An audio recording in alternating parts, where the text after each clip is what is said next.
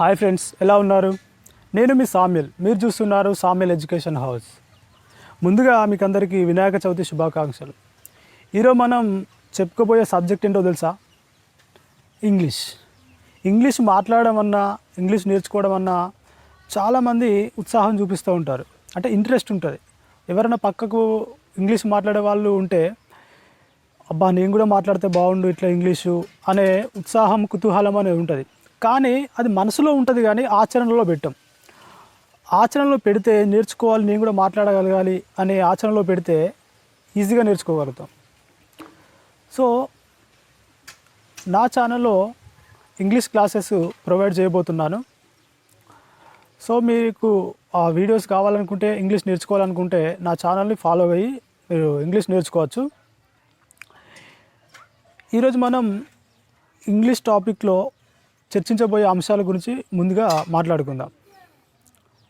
అసలు భాష అంటే ఏంటిది? భాష మనకి ఏ విధంగా ఉపయోగపడుతుంది?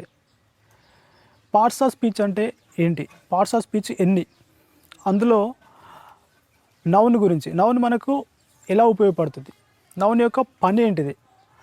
నౌన్ ఏ ప్లేస్లో ఎక్కడెక్కడ ఉంటుంది? ఆ నౌన్ని మనం గుర్తించడం ఎలా? ఈ అంశాల మీద ఈరోజు మాట్లాడుకుందాం. సెషన్లోకి పోయే ముందు నా వీడియో కనుక మీకు నచ్చినట్లయితే లైక్ చేయండి, షేర్ చేయండి, కామెంట్ చేయండి. అలాగే ఇలాంటి వీడియోస్ మీకు ఇంకా కావాలనుకుంటే నా ఛానల్ని సబ్స్క్రైబ్ చేయండి. ఆల్ వీడియోస్ మీకు నోటిఫికేషన్ రూపంలో రావాలంటే సబ్స్క్రైబ్ చేసి గంట సింబల్ని క్లిక్ చేయండి. ఓకే, క్లాస్లోకి వెళ్ళినట్టయితే స్పీచ్ అనగా భాష. ఈ భాష యొక్క ముఖ్య ప్రయోజనం ఏంటంటే మన మనసులోని భావాలను మాటల రూపంలో కానీ, రాతల రూపంలో కానీ ఇతరులకు పంచుకోగలగడం. మనం మాట్లాడేటప్పుడు కానీ, రాసేటప్పుడు కానీ ఇతరులకు వాక్యం రూపంలో చెప్తాం. ఆ వాక్యాన్ని ఇంగ్లీష్లో సెంటెన్స్ అంటాం. ఈ వాక్యం నిర్మించాలంటే అనేక రకాల పదాలు లేదా మాటలు అవసరం పడుతుంది. ఆ వాక్యాన్ని నిర్మించడంలో అవసరమయ్యే మాటలను మనం 8 రకాలుగా విభజించుకున్నాం. అవే పార్ట్స్ ఆఫ్ స్పీచ్. ఆ పార్ట్స్ ఆఫ్ స్పీచ్లో మొదటిది నౌన్, రెండవది ప్రనౌన్, మూడవది వర్బ్, నాలుగవది అడ్జెక్టివ్, ఐదవది అడ్వర్బ్, ఆరవది ప్రిపోజిషన్, ఏడవది కంజంక్షన్, ఎనిమిదవది ఇంటర్జెక్షన్. ఈరోజు నౌన్ గురించి మాట్లాడుకుందాం. నౌన్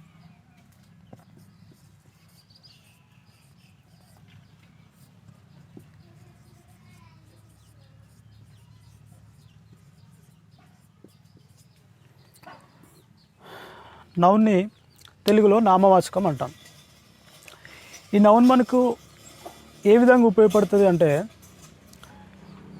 పేర్లను గురించి తెలియజేస్తుంది. పేర్లను గురించి మనకు తెలియజేస్తుంది. ఆ పేర్లు ఎలాంటి పేర్లు అంటే పర్సన్స్,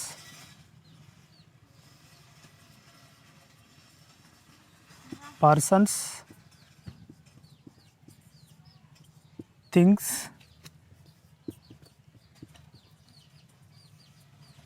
animals,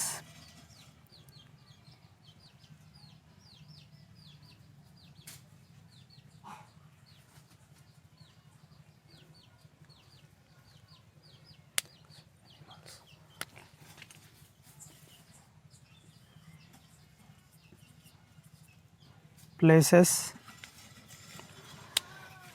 ఈ నౌన్ మనకు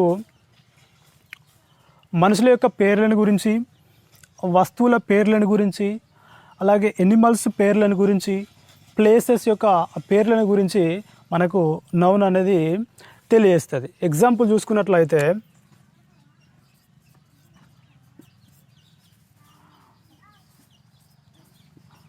బుక్, పెన్,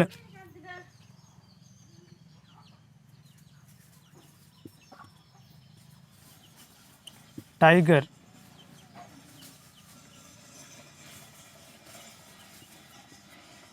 సురేష్,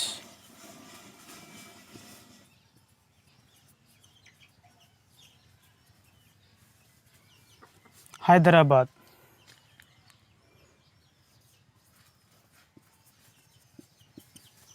హానెస్టీ.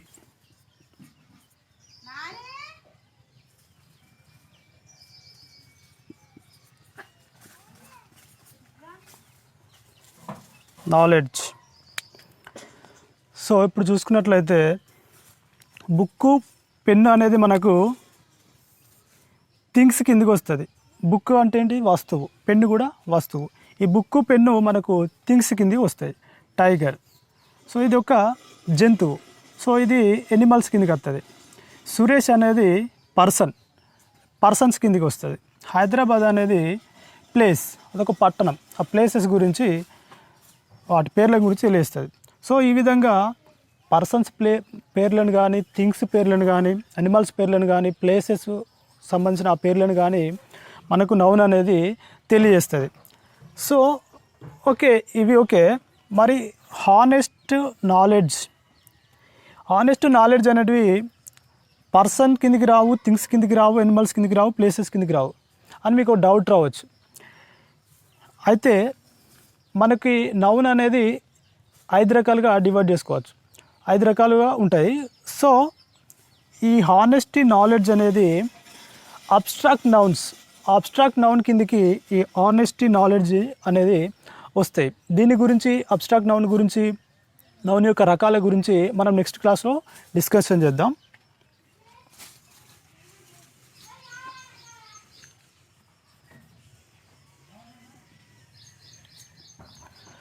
వాక్యాన్ని నిర్మించాలంటే ప్రతి వాక్యంలో మనకు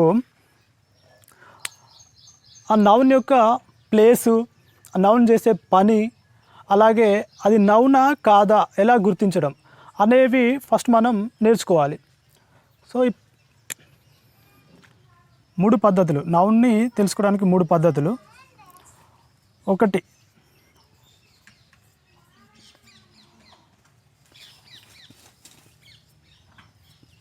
noun place.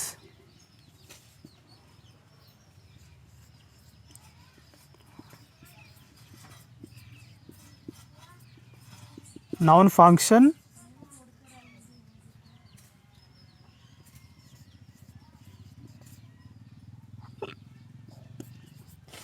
Noun test are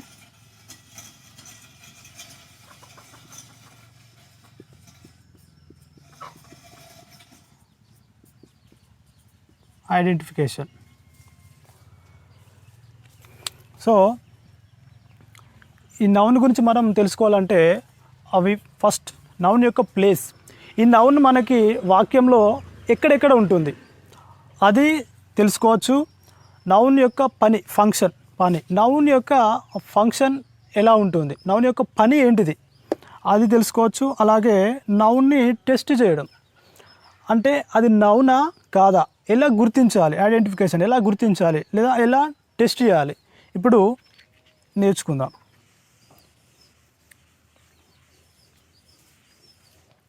noun యొక్క ప్లేస్. ముందుగా నౌన్ యొక్క ప్లేస్ గురించి మాట్లాడుకున్నట్లయితే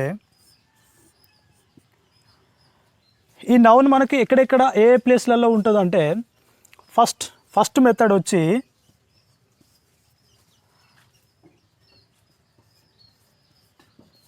నౌన్ అనేది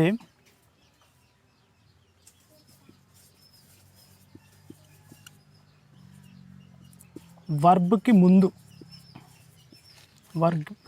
ముందు సబ్జెక్ట్ ప్లేస్లో. ఫస్ట్ మెథడ్ వచ్చి ఈ నౌన్ ఎట్లా మనం తెలుసుకోవచ్చు అంటే, ఫస్ట్ మెథడ్ ఈ నౌన్ అనేది వర్బ్కి ముందు సబ్జెక్ట్ ప్లేస్లో ఉంటుంది. ఆ విధంగా మనము ఈ నౌన్ని తెలుసుకోవచ్చు. సో ఎగ్జాంపుల్ తీసుకుందాం ఒకటి.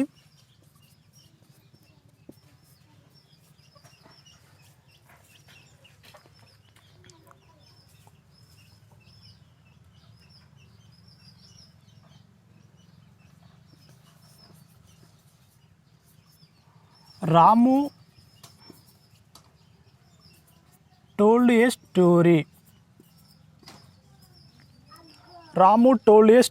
ఇది ఒక ఎగ్జాంపుల్ తీసుకున్నట్లయితే మనకు ప్రిన్సిపల్ ఏంటిది, నౌన్ అనేది వర్బ్కి ముందు సబ్జెక్ట్ ప్లేస్లో ఉంటుందని తెలుసుకున్నాం. సో ఫస్ట్ మనం ఆ వర్బ్ ఏంటో తెలుసుకోవాలి. ఇందులో ఎగ్జాంపుల్లో వర్బ్ ఏంటో తెలుసుకోవాలి. అందులో వర్బ్ మనకి ఏంటిది? టోల్డ్.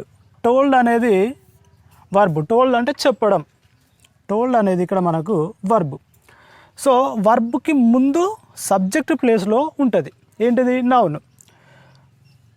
వర్బ్కి ముందు ఉన్నది ఏంటిది? మనకు రాము అనేది వర్బ్కి ముందు ఉంది, అది సబ్జెక్ట్ ప్లేస్లో ఉంది. కాబట్టి రాము అనేది మనకు ఇక్కడ నౌన్ అవుతుంది. టోల్డ్ అనేది మనకి ఇక్కడ వర్బ్ అవుతుంది. సో ఫస్ట్ మెథడ్లో మనము నౌన్ని గుర్తించాం. నౌన్ అనేది ఎట్లుంటుందంటే ఎక్కడ ఉంటుందంటే ఫస్ట్ మెథడ్లో వర్బ్కి ముందు సబ్జెక్ట్ ప్లేస్లో నౌన్ అనేది ఉంటుంది. ఈ విధంగా తెలుసుకోవచ్చు. అలాగే రెండో మెథడ్ చూసుకున్నట్లయితే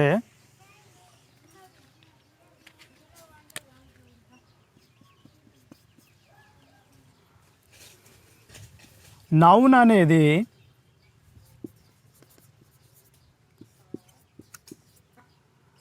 వర్బ్కి తర్వాత ఆబ్జెక్ట్ ప్లేస్లో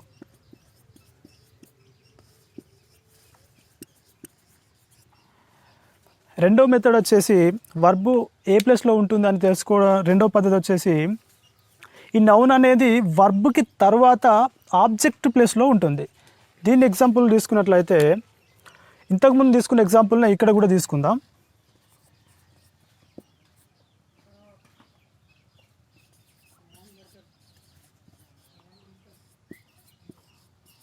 రాము టోల్డ్ ఏ స్టోరీ. రాము ఒక కథ చెప్పాడు అనేది సెంటెన్స్. సో దీని యొక్క ప్రిన్సిపల్ ఏంటిది మనకంటే నౌన్ అనేది వర్బ్కి తర్వాత ఆబ్జెక్ట్ ప్లేస్లో ఉంటుంది. సో ఆ విధంగా మనము నౌన్ని తెలుసుకోవచ్చు, ఆ ప్లేస్లో ఉంది అని తెలుసుకోవచ్చు అనేది దీని యొక్క భావం. సో ఈ ఎగ్జాంపుల్ చూసుకున్నట్లయితే మనకు వర్బ్ ఏ ప్లేస్లో ఉంది? వర్బ్ ఎక్కడ ఉంది? ఇక్కడ ఫస్ట్ వర్బ్ను గుర్తించాలి. సో వర్బ్ అనేది ఇక్కడ ఉంది, ఇక్కడ ఉంది. సో టోల్డ్ అనేది వర్బ్, ఇంతకుముందే చెప్పుకున్నాం కదా, టోల్డ్ అనేది వర్బ్. సో ఇక్కడ ప్రిన్సిపల్ ఏంటి? వర్బ్కి తర్వాత ఆబ్జెక్ట్ ప్లేస్లో నౌన్ అనేది ఉంటుంది. సో ఇది వర్బ్ తర్వాత ఆబ్జెక్ట్ ప్లేస్ ఇక్కడ ఏముంది? స్టోరీ అనేది ఉంది. స్టోరీ అనేది మనకు నౌన్ అవుతుంది. సో ఈ విధంగా మనము నౌన్ని గుర్తించవచ్చు. ఫస్ట్ మెథడ్ ఏంటిది? వర్బ్కి ముందు సబ్జెక్ట్ ప్లేస్లో నౌన్ అనేది ఉంటుంది. అలాగే సెకండ్ మెథడ్కి వచ్చేసి వర్బ్కి తర్వాత ఆబ్జెక్ట్ ప్లేస్లో నౌన్ అనేది ఉంటుందని ఈ రెండు రకాలు మనము తెలుసుకుందాం. ఇప్పుడు మనకు మూడో మెథడ్ వచ్చేసి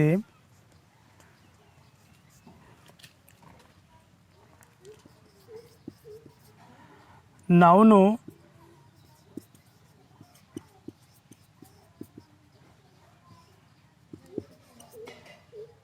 అడ్జెక్టివ్ తర్వాత వచ్చి నౌన్ని క్వాలిఫై చేస్తుంది.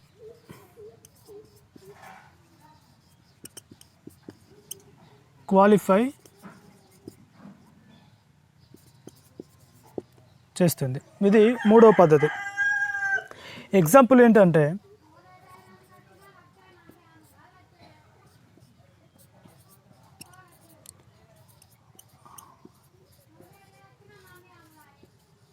He is a good boy. మూడో పద్ధతి. నౌన్ ఏ ప్లేస్లో ఉంటా అనేది మూడో పద్ధతి ద్వారా తెలుసుకున్నట్లయితే నౌన్ అనేది అడ్జెక్టివ్ తర్వాత ఉంటుంది. అలాగే ఈ అడ్జెక్టివ్ అనేది ఆ నౌన్ని క్వాలిఫై చేస్తుంది. అంటే ఆ నౌన్ యొక్క గుణం ఏంటిది, ఆ గుణాన్ని మనకు తెలియజేస్తుంది. Example, he is a good boy. So ఇక్కడ మనం ఏం తెలుసుకోవాలి? అడ్జెక్టివ్ ఏంటి తెలుసుకోవాలి. ఇందులో అడ్జెక్టివ్ అంటే విశేషణం, అంటే లక్షణం గురించి తెలియజేస్తుంది, లక్షణాల గురించి తెలియజేస్తుంది. ఇక్కడ గుడ్ అనేది మనకు, గుడ్ అంటే మంచి అని అర్థం. మంచి అనేది ఒక లక్షణం కాబట్టి గుడ్ అనేది ఇక్కడ అడ్జెక్టివ్ అవుతుంది. సో అడ్జెక్టివ్కి తర్వాత ఉంటుంది. సో అడ్జెక్టివ్కి తర్వాత ఉన్నది ఏంటిది మనకి బాయ్. బాయ్ అనేది ఉంది. సో బాయ్ అనేది ఇక్కడ మనకి నౌన్ అవుతుంది. సో అలాగే అడ్జెక్టివ్ తర్వాత నౌన్ ఉంటుంది, అది ఓకే. అట్లనే నౌను ఈ ఏదైతే నౌన్ ఉందో ఆ నౌన్ని అడ్జెక్టివ్ క్వాలిఫై చేస్తుంది, అంటే దాని గుణాన్ని మనకు తెలియజేస్తుంది. ఎట్లా అంటే బాయ్ అనేది నౌన్ ఉంది, ఆ బాయ్ని క్వాలిఫై చేస్తుంది, అంటే ఆ బాలుడు ఎలాంటి వాడు అనేది తెలియజేస్తుంది. బాయ్ ఎలాంటి వాడు అంటే గుడ్ అంటే మంచివాడు. He is a good boy, ఆ బాలుడు మంచివాడు అని మనకు నౌన్ని నౌన్ యొక్క గుణాన్ని మనకు ఇక్కడ తెలియజేయడం జరుగుతుంది. సో ఓన్లీ నౌన్నే కాదు, ఇక్కడ అడ్జెక్టివ్ అనేది ప్రనౌన్ని కూడా క్వాలిఫై చేస్తుంది. నౌన్ని ప్రనౌన్ని, నౌన్ ఆర్ ప్రనౌన్.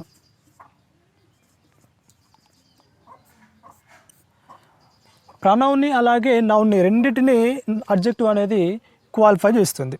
ఇది మూడవ మెథడ్.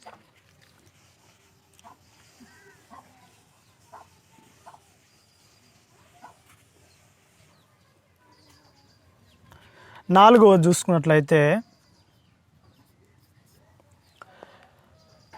నౌన్ అనేది ప్రిపోజిషన్కి తర్వాత ఉంటుంది. నౌను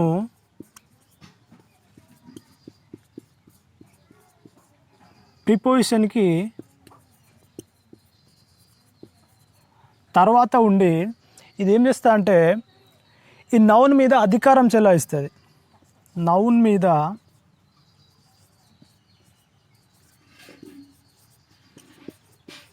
అధికారం అనేది ఈ ప్రిపోజిషన్కి ఉంటుంది. సో ఎగ్జాంపుల్ చూసుకున్నట్లయితే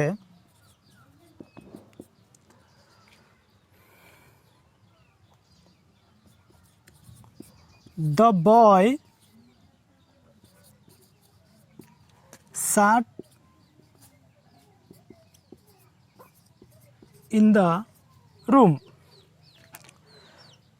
the boy sat in the room. ఇందులో మనం ప్రిపోజిషన్ని తెలుసుకోవాలి. ప్రిపోజిషన్ ఇందులో ఇన్ అనేది మనకు ప్రిపోజిషన్ అవుతుంది. సో ప్రిపోజిషన్ ఇన్ మనకి ఏం చేస్తుందంటే నౌన్కి తర్వాత ఉండి ఆ నౌన్ మీద అధికారం అనేది ప్రిపోజిషన్ అనేది చెలాయిస్తుంది. సో ఇక్కడ తర్వాత ఉంది ఏంటిది, ఇక్కడ మనకి రూమ్ అనేది తర్వాత ఉంది, ప్రిపోజిషన్కి తర్వాత ఉంది కాబట్టి ఇక్కడ ఇది రూమ్ అనేది నౌన్ అవుతుంది. దీని అధికారం ఎలా చెలాయిస్తుంది అంటే ఒకవేళ ఈ వాక్యంలో ఈ సెంటెన్స్లో ప్రిపోజిషన్ అనేది లేకపోతే ఈ వర్డ్ ఎలా ఉంటుంది అంటే the boy sat the room అని ఉంటుంది. ఇన్ని లేకపోతే the boy sat the room అని ఉంటుంది. అంటే దానికి అర్థం ఏంటంటే బాలుడు రూమ్ కూర్చున్నాడు అంటే ఇది అర్థం లేని వాక్యం అవుతుంది. అంటే ఈ వర్డ్ మనం చదవడానికి కానీ వినడానికి కానీ అర్థవంతంగా ఉందా, పూర్తి ఇన్ఫర్మేషన్ కానీ క్లారిటీగా మనకు ఇవ్వట్లేదు. అబ్బాయి రూమ్ కూర్చున్నాడు అంటే అది అర్థవంతంగా ఉన్నది కాబట్టి, అర్థం లేని విధంగా ఉన్నది కాబట్టి ఇక్కడ ఇన్ లేకపోతే మనకు సెంటెన్స్ అనేది అర్థము మనకు అసలే కాదు. సో ఇన్ ఉండడం వల్ల ఏమవుతుంది అంటే the boy sat in the room, బాలుడు రూమ్లో కూర్చున్నాడు. ఇన్ అంటే లో, ప్రిపోజిషన్. ఈ ప్రిపోజిషన్ అనేది ఆ వాక్యానికి పూర్తి అర్థాన్ని అనేది ఇవ్వడం జరుగుతుంది. అందుకే ప్రిపోజిషన్ అనేది నౌన్ మీద అధికారం చెలాయిస్తుంది అని చెప్పుకోవచ్చు. ఒకవేళ అదే ప్రిపోజిషన్ ఈ సెంటెన్స్లో లేకపోతే అసలు మీనింగ్ లెస్ ఉంటుంది. కాబట్టి ప్రిపోజిషన్ అనేది దీనికి ఇంపార్టెంట్ అని చెప్పుకోవచ్చు ప్రతి వాక్యాన్ని నిర్మించడానికి. సో నౌన్ అనేది 4 ప్లేస్లో ఉంటుందని తెలుసుకున్నాం. ఒకటి వర్బ్కి ముందు సబ్జెక్ట్ ప్లేస్లో, 2 వర్బ్కి తర్వాత ఆబ్జెక్ట్ ప్లేస్లో, 3వది అడ్జెక్టివ్ తర్వాత ఉండి దాన్ని ఆ నౌన్ని క్వాలిఫై చేస్తుంది. అట్లనే ప్రిపోజిషన్ తర్వాత ఉండి ఆ ప్రిపోజిషన్ మీద అధికారం అనేది చెలాయిస్తుంది. ఈ 4 పద్ధతులు మనము నౌన్ యొక్క ప్లేస్ గురించి